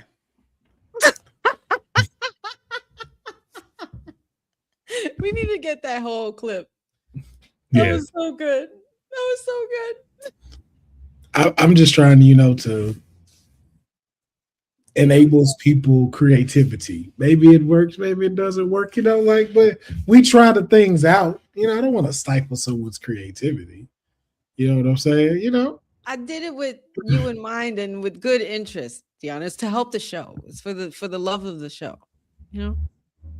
Notice how she didn't have good intentions, though. She had good interest. None at all, man. She didn't have any good intentions. What about me? Love That's the the show. same. Love me, man. Oh my Lord. That is not the same thing at all.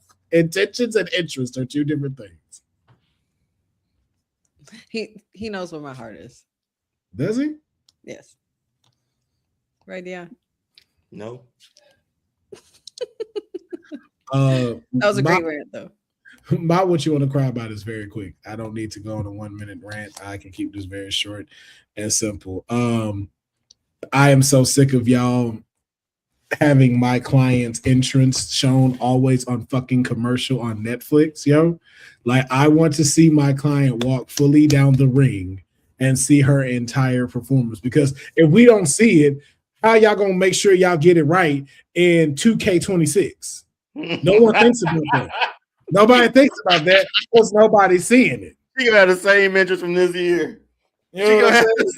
Music did change, her hype up did change, and I'm like, yo, y'all keep disrespecting my client who's on there every week.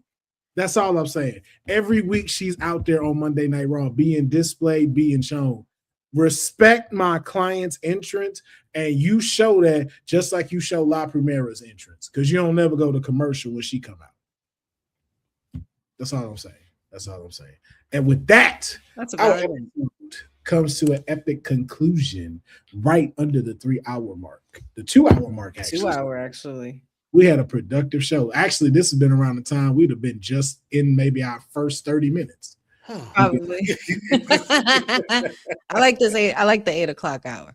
I do too. It gives y'all more time to be with y'all families, for Honey to count her money, and for me to go stare at a wall and do something. That was all that I could think of.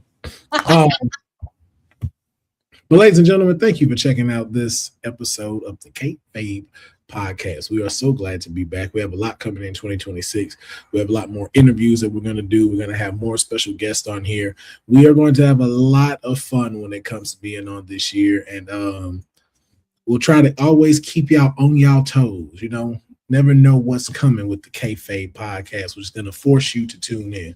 We're going to do it way better than Raw does it, way better than SmackDown does it, way better than AEW does it, and way better than the Duffer Brothers did with Stranger Things. We are going to give you a product that delivers all the way through. But let that down. Hell no. 10 years of investment, and that was it. Okay. But ladies and gentlemen, thank you for checking us out.